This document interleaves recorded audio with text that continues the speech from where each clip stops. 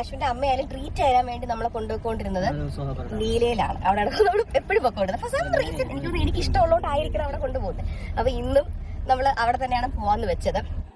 ഈ കല്യാണം കഴിഞ്ഞ് പോകുന്ന പെണ്ണുങ്ങൾക്ക് കുറച്ചൊരു അഹങ്കാരമുണ്ട്. എന്നാണ് ഈ അഹങ്കാരം തന്നെ പെണ്ണുങ്ങളൊരു ലക്ഷണം എന്ന് പറഞ്ഞാൽ അവർ കിഴിഞ്ഞു പോകുന്നിടത്ത് കുറച്ച് നല്ല ഗഡ്സ് ഉണ്ടെങ്കിൽ അവർ കയറിപ്പോകുന്ന ഹസ്ബൻഡിൻ്റെ വീട്ടിൽ വല്ല സാമ്പത്തികമൊന്നും ഇല്ലെങ്കിലല്ല അവർ തൂക്കും. അത്തരത്തിലുള്ളൊരു ഫാമിലിയാണ് ഈ കൃഷ്ണകുമാറിൻ്റെ കുടുംബം. മക്കളാണ് കഴിഞ്ഞാൽ തേഞ്ഞ മക്കളാണ്. അതിൽ മൂത്ത കുട്ടിയാണ് വിജയ. അപ്പം ഇവൾക്കും അത്യാവശ്യം സാമ്പത്തികവും കാര്യങ്ങളും പൈസയും കാര്യങ്ങളൊക്കെ ഉണ്ട്. അപ്പോൾ അശ്വിൻ്റെ അമ്മ ഒന്നുമല്ല. അശ്വിൻ്റെ അമ്മ മാത്രമല്ല, ഈ അശ്വിൻ എന്ന് പറയുന്ന ഭർത്താവും ഇവക്കൊന്നുമല്ല. ശരിക്കും ഇവളെ കളിപ്പാവാം.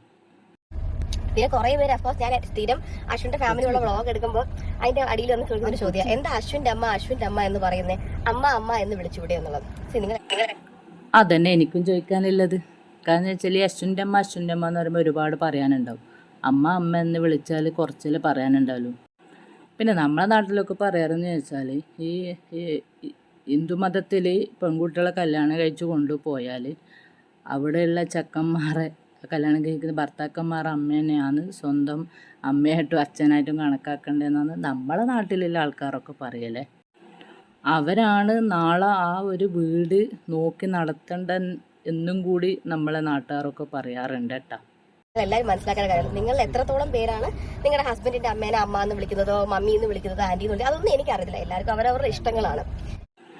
അതൊക്കെ ശരിയാ നീ പറഞ്ഞത്. അതെല്ലാം അതാതാളെ ഇഷ്ടങ്ങളാണ്. അമ്മാനോ അച്ഛാനോ എന്ത് വേണമെങ്കിലും വിളിക്കാൻ. പക്ഷെങ്കിൽ ഈ പബ്ലിക്കിൽ വന്നിട്ട് അശ്വിൻ്റെ അമ്മ, അശ്വിൻ്റെ അച്ഛൻ, അശ്വിൻ്റെ അമ്മ, അശ്വിൻ്റെ അച്ഛൻ എന്നിങ്ങനെ നീ ഇടയ്ക്കിടെ പറയേണ്ട ഒരാവശ്യമില്ല. അത്ര മാത്രമേ നിന്നോട് അക്കിലാൾ കമൻറ്റ് ചെയ്ത് പറഞ്ഞിട്ടുള്ളൂ. ചിലപ്പോൾ നിൻ്റെ സബ്സ്ക്രൈബേഴ്സിന് ഇത് കേട്ടും മടുത്ത് കാണും. അങ്ങനെ പറഞ്ഞതാവാം. ഞാൻ അശ്വിന്റെ അമ്മ അല്ലെങ്കിൽ ആന്റി എന്ന് വിളിക്കുന്നത് ആന്റിക്ക് ഒരു കുഴപ്പമില്ല. She is so happy that ഞാൻ അങ്ങനെ വിളിക്കുന്നതിൽ. എനിക്ക് അമ്മ എന്ന് വിളിക്കാൻ മരുതൻകുഴി വീട്ടിലൊരാൾ ഇരിപ്പുണ്ട്. പുള്ളിക്കാരിയുടെ പേരാണ് സിന്ധു കൃഷ്ണകുമാർ. അപ്പൊ ആ പുള്ളിക്കാരിനെ അല്ലാതെ എനിക്ക് വഴി നിൽക്കുന്ന എല്ലാവരെയും അമ്മയെ അച്ഛന്നൊന്നും എനിക്ക് വിളിക്കാൻ പറ്റില്ല. എന്റെ അച്ഛൻ എടി, വഴി നിൽക്കുന്നവരെ അമ്മ എന്ന് വിളിക്കാൻ കഴിയില്ലെങ്കിൽ പിന്നെ നീ വഴി നിൽക്കുന്നവനെ എങ്ങനെ കല്യാണം കഴിച്ചത്? വഴി നിൽക്കുന്നവനൊക്കെ ഒരു അച്ഛനും അമ്മയും ഉണ്ടാവുമെന്ന് കല്യാണം കഴിക്കുന്ന സമയത്ത് നിനക്കറിയില്ലേ? അപ്പം നിൻ്റെ ഈ അശ്വൻ എന്ന് പറയുന്നവൻ വഴി നിൽക്കുന്നവനാ. അപ്പോൾ അവനക്ക് അച്ഛനമ്മയൊന്നും ഇല്ലാത്തതുകൊണ്ടാണോ നീ അന്നേരം കല്യാണം കഴിച്ചിട്ടുണ്ടായാൽ? ഇപ്പം വല്ല നീ ന്യായം പറയുന്നില്ല. വഴി നിൽക്കുന്നവരെയൊക്കെ എനിക്ക് അമ്മ അച്ഛന്ന് വിളിക്കാൻ പറ്റുമോന്ന്. ഇതല്ല ഏത് തറവാട്ടിത്തം. കൃഷ്ണകുമാറാണ്. എന്റെ അമ്മ സിന്ധു കൃഷ്ണയാണ്. അശ്വിന്റെ അമ്മയാണ് മീനാക്ഷി. അശ്വിന്റെ അച്ഛനാണ് ഗണേഷ്. അപ്പൊ അശ്വിൻ ഒരിക്കലും വന്ന് എന്റെ അമ്മയെ കണ്ടിട്ട് അമ്മേ അല്ലെങ്കിൽ എന്റെ അച്ഛനെ കണ്ട അച്ഛാ എന്ന് വിളിക്കത്തില്ല. അങ്ങനെ വിളിച്ചാൽ ഞാനും ചോദിക്കുന്ന എനിക്ക് പ്രാന്താണെന്നേ ഞാൻ ചോദിക്കത്തുള്ളൂ. അയാൾ അങ്ങനെ വിളിക്കത്തില്ല. കാരണം തോന്നിയിട്ടില്ല. അയാൾ എന്റെ അച്ഛനെ വിളിക്കുന്ന അങ്കിളെന്നും അമ്മയെ വിളിക്കുന്ന ആന്റിന്നുമാണ്. പക്ഷെ അത് ഇന്നേ വരെ ആരും കണ്ടിട്ടില്ല, ചോദിച്ചിട്ടില്ല. അതെന്താന്ന് എനിക്ക് അറിയത്തില്ല. എല്ലാവർക്കും അവരവരുടെ അമ്മ അച്ഛനൊക്കെ ഉണ്ടല്ലോ, അവരെയൊക്കെ വിളിച്ചാൽ മതി. ഇനി ഇല്ലാന്നുണ്ടെങ്കിൽ ബാക്കിയുള്ളവരെ പോയി വിളിച്ചോളൂ. ബാക്കിയുള്ളവരെന്തോ ആയിക്കോട്ടെ, ബാക്കിയുള്ളവരെ ചർച്ചയല്ല. നിൻ്റെ സബ്സ്ക്രൈബേഴ്സാണ് നിന്നോട് ചോദിക്കുന്നത്. നീ എന്തിനാ അശ്വിൻ്റെ അമ്മ അശ്വിൻ്റെ അച്ഛൻ, അശ്വിൻ്റെ അമ്മ അശ്വിൻ്റെ അച്ഛൻ ചോദിക്കുന്നത്? അല്ലാണ്ട് ബാക്കിയുള്ളവരെ വിളിക്കുന്നതോ ചോദിക്കുന്നതോ ഒന്നും നീ ചോദ്യം ചെയ്യേണ്ട ആവശ്യമില്ല. പക്ഷെ നിന്നെ സ്നേഹിക്കുന്നവരാ നിന്നോട് ചോദിക്കുന്നത്. അതിനുള്ള ഉത്തരം മാത്രം നീ പറഞ്ഞു കൊടുക്ക്. അതേപോലെ തന്നെ ഇപ്പൊ അശ്വിന്റെ അമ്മയ്ക്കായാലും എന്റെ അമ്മയ്ക്കായാലും എല്ലാവർക്കും അവരവരുടെ പിള്ളേർ അമ്മ എന്ന് വിളിക്കുന്നതായിരിക്കത്തില്ല ഇഷ്ടം. എല്ലാവരും കൂടെ വന്നിട്ട് അമ്മയെന്ന് വിളിക്കാൻ കാവിലെ അമ്മയൊന്നും അല്ലല്ലോ. എടി, അങ്ങനെ എല്ലാവരും കയറിയിട്ട് അമ്മമാരെ പിന്നെ അമ്മയെ അച്ഛന്നൊന്നും വിളിക്കൂല. അതിപ്പം നിൻ്റെ വീട്ടിൽ കല്യാണം കഴിച്ച് എനിക്കൊരു ബ്രദർ ഉണ്ടെങ്കിൽ അവർ കല്യാണം കഴിച്ച് കൊണ്ടുവന്ന് അവൻ്റെ വൈഫ് വിളിക്കും നിൻ്റെ അമ്മനെ അമ്മയെ, നിൻ്റെ അച്ഛനെ വിളിക്കും അച്ഛൻ. അല്ലാണ്ട് ഇങ്ങനെ റോഡുമേലെ പോകുന്ന വഴിയെ പോകുന്നവരൊന്നും നിൻ്റെ അമ്മയെ അച്ഛന്നൊന്നും വിളിക്കൂല. എനിക്ക് വിദ്യാഭ്യാസമില്ലേ? നീ വലിയൊരാളാന്നല്ലേ എൻ്റെ അടുത്ത് വായ്ത്താള. എനിവേസ്, ആ ഒരു കമന്റിനുള്ള ആൻസർ ആയിട്ട് ഞാൻ തന്നതാണ്. കാരണം എപ്പോഴും ആൾക്കാരത് ഇട്ടിട്ട് വെറുപ്പിക്കുന്നുണ്ട്. കണ്ട് മടുത്തിട്ട് ഞാനൊരു ഉത്തരം തന്നേ ഉള്ളത്.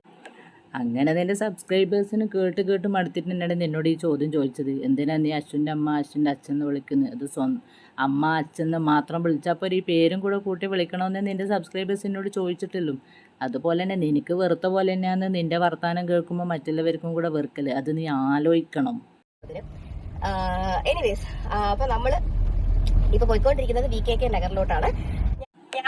ഏത് നഗറിലോട്ട് പോയാലും നിൻ്റെ മര്യാദ നമ്മളിപ്പം മനസ്സിലാക്കി. കാരണം എന്ന് വെച്ചാൽ ഹസ്ബൻഡ് കുട്ടിനെയും കൊണ്ട് ബാക്കിലിരിക്കൽ, നീ വല്ല കളക്ടർ മാതിരി മുന്നിലിരിക്കൽ. അപ്പം നിനക്ക് ഹസ്ബൻഡിന് എത്രത്തോളം വിലയും നിലയും ഉണ്ടെന്ന് ഈ വീഡിയോ കണ്ടിട്ട് എല്ലാവരും മനസ്സിലാക്കുന്നുണ്ട്.